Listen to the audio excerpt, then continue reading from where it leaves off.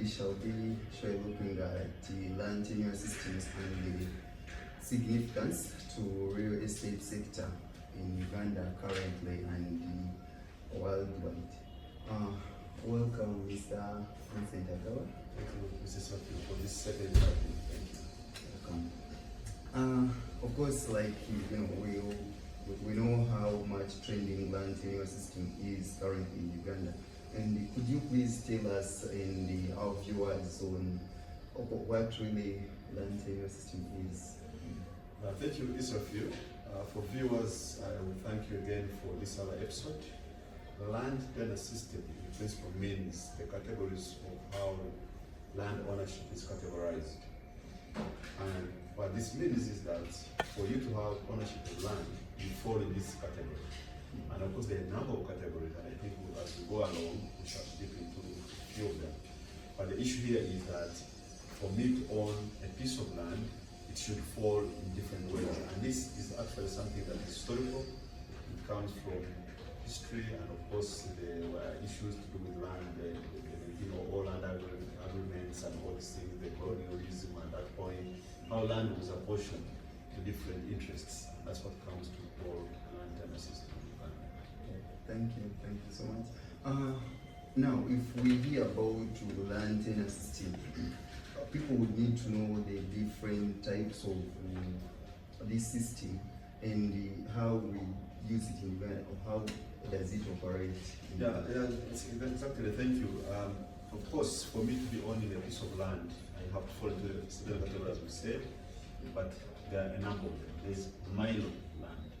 Of course, that one has private milo. There's freehold, there's leasehold, there is customary and communal land systems. Now, when you come to milo land system, this milo land system was land that actually was owned in interests that are of institutional levels. For example, the kingdoms, the churches. So now, if you are a sitting tenant on, for example, church land or kingdom land, and you buy your interests out of the big landlord, like Uganda Kingdom, then you get a private milo. Now, a private milo is almost equivalent to a freehold. Freehold is what you own in perpetuity.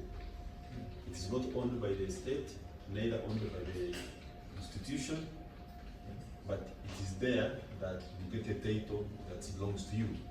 So, but when you buy yourself from the kingdom, for example, or the church, and you pay the church for you to have your land without paying ground rent over a period of time, then you have a private milo title. Now, leasehold. Leasehold is land whereby you still have to also pay interest. Ground rent, for example, to KCCA or to a kingdom.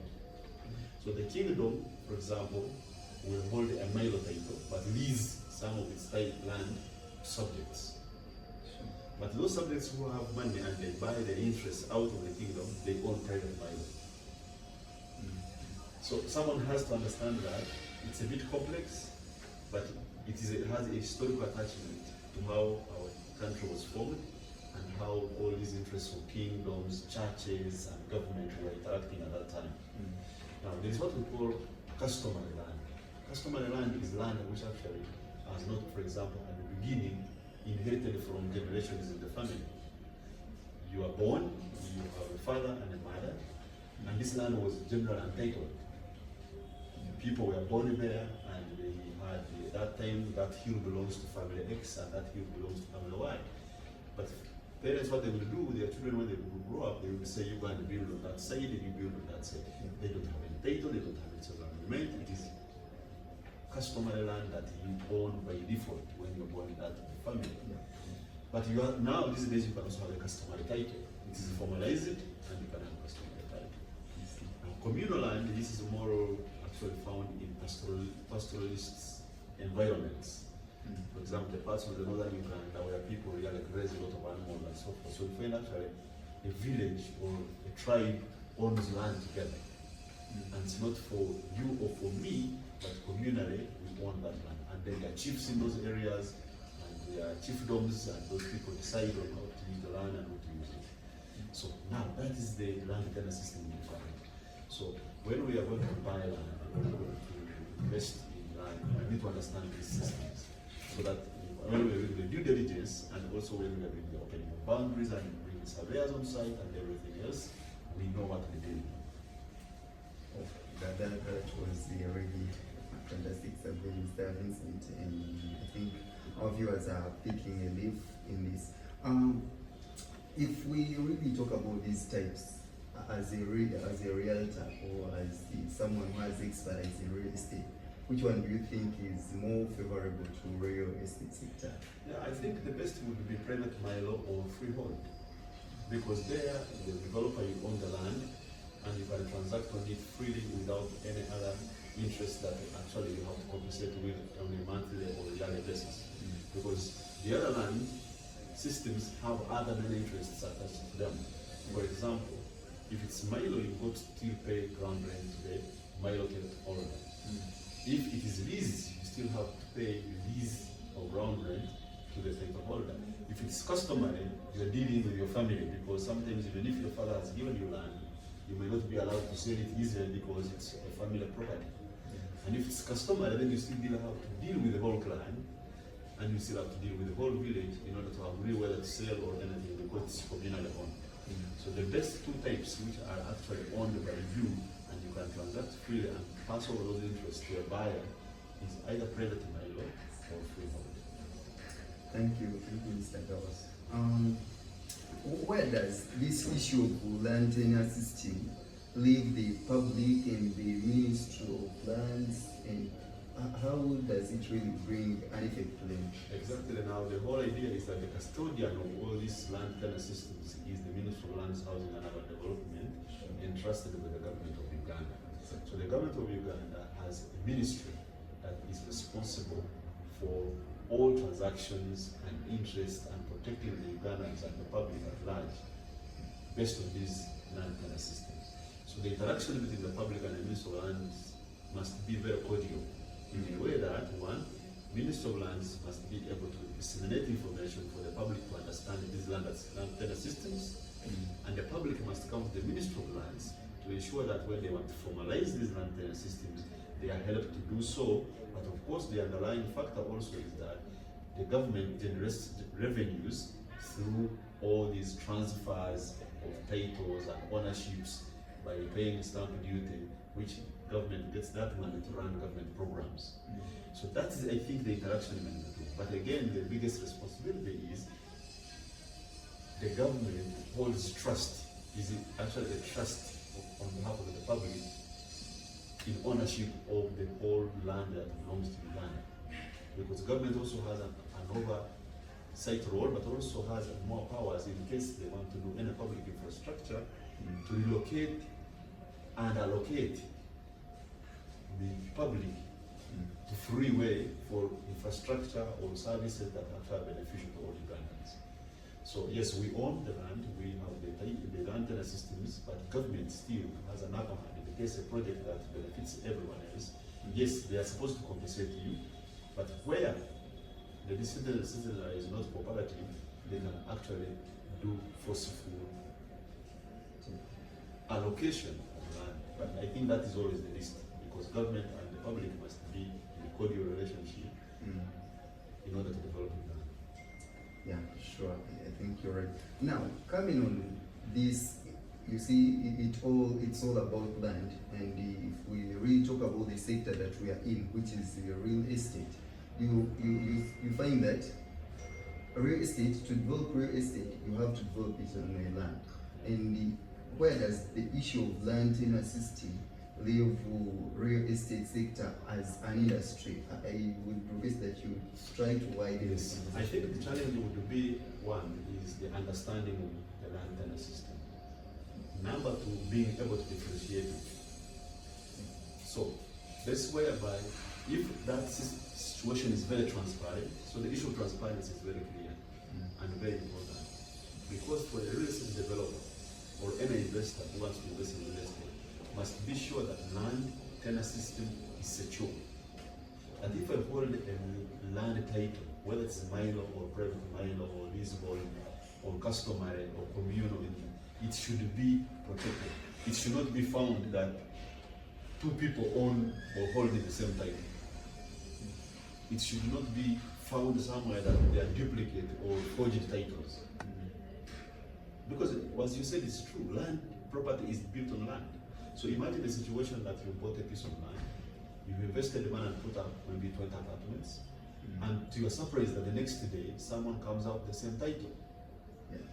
You can't shift the building from the land. You can't carry it off. Yeah.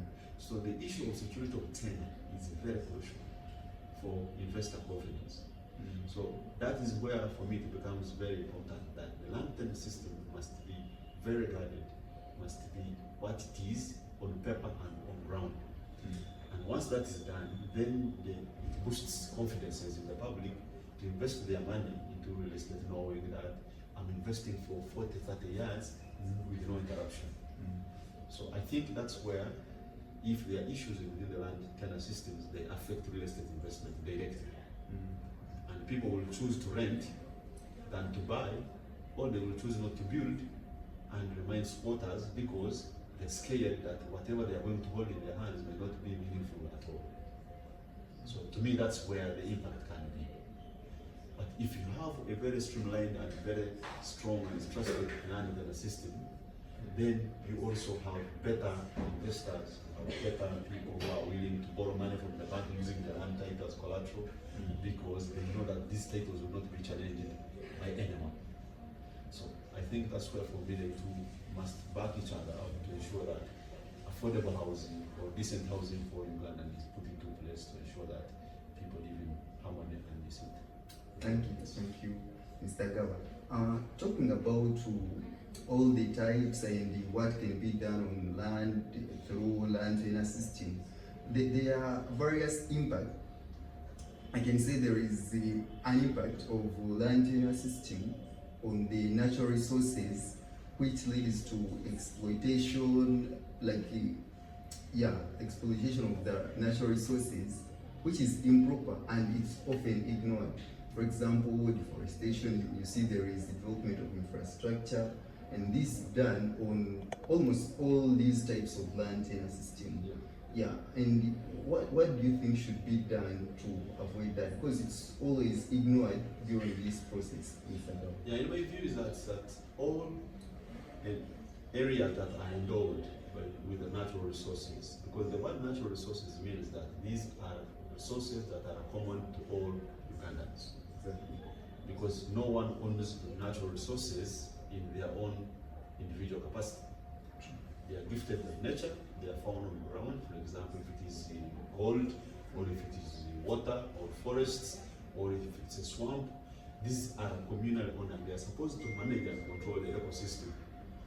Now, in my view is that these types of land or areas which house this kind of natural resources, the land tenure system that they should belong to should either be leasehold, they should be government owning them, and the only thing government can do is give a lease to any particular investor or person who, one, is going to either preserve those natural resources or is going to responsibly exploit them, and with the return that benefits the rest of the population.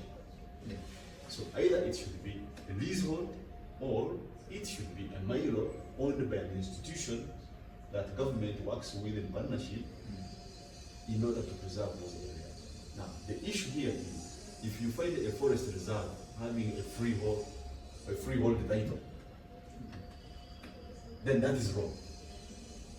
Because the natural forest is not someone's property. It's property. So now, if you find at one point there is a natural forest that someone owns now a freehold, the best the government can do is either compensate that person quickly and protect that natural forest. Or if in the swamp, someone owns a freehold title or a private mile title on a swamp, then that is already a challenge.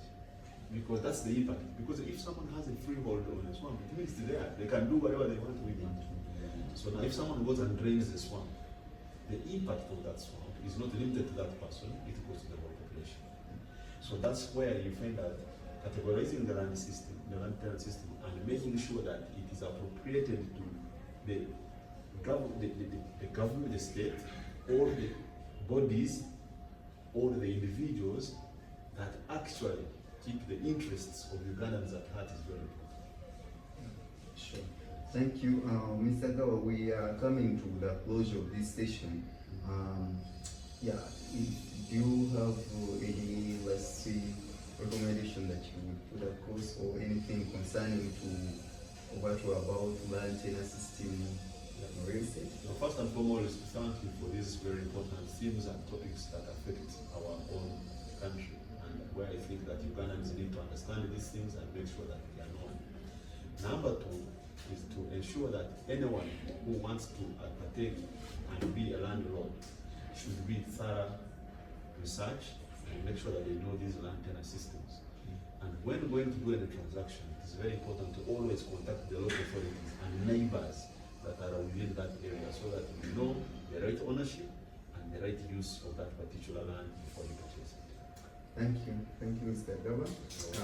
We've come to the close of this session, and in case you want more videos about real estate and topics, please subscribe to our YouTube channel, Agaba's Real Estate Show, or follow us, or you can find us on all other social media platforms at Agaba's Uganda, or please check on our website www.agabatsuganda.com.